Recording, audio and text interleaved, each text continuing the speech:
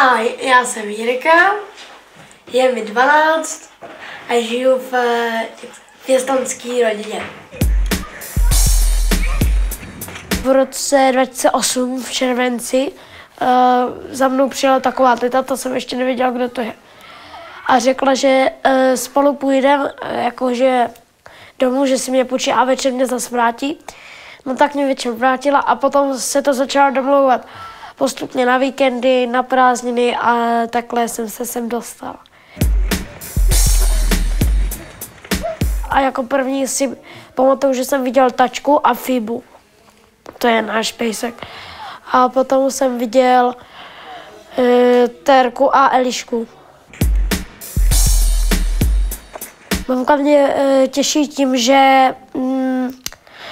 ke mně přistupuje k jako prostě normálnímu klukovi, který ona si vlastně jakoby ani nevšimá, že jsem na vozejku.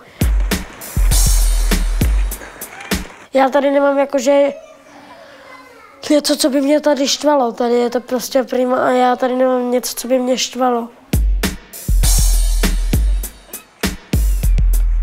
Tady to má spoustu výhod.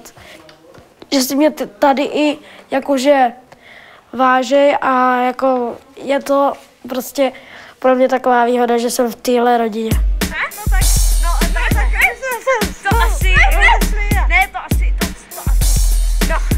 Já když jsem byl malej, tak když mi bylo asi tak 6 nebo 7, tak jsem vždycky večer plakával, když jsem viděl, že třeba ty spolužáci chodí domů a já ne, tak jsem vždycky brečíval, ale od té doby, co chodím k mamce, tak jsem prostě takovej, jako bych byl úplně, jako samozřejmě někdy si vzpomenu na tu svoji pravou mamku, ale tak to je málo kdy, protože jsem rád za to, co mám a jsem rád, že mám mamku. Já to řeknu, Martinko, tobě to stejně nevadí. Martinka nedokáže unést, že ji nemiluji. Tak 8 let jsem ji neviděl. Jmenuje se teda Galina Brinchich, ona je Ukrajinka, takže mám vlastně ukrajinskou národnost. Teďka 2 roky jsem už u české národnosti. A mamka samozřejmě, protože Ukrajina je docela chudý stát, teď jsou tam ty nepokoje, tak by si mě mamka na Ukrajinu vzít nemohla. No. Doufám, že to bude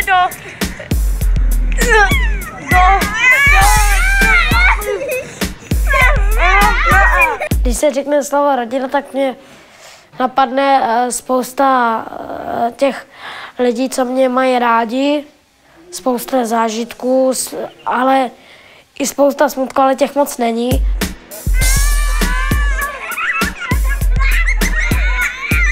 Já jsem samozřejmě nikdy neuvažoval o tom, že bych utekl, ale uvažoval jsem už o tom, že až vyrostu, tak že bych se na tu Ukrajinu chtěl jet podívat, abych aspoň, teda pokud mamka už, jako ona ještě možná, nevím kolik, teďka by měl být nějak přes 40, tak se tam zajedu podívat.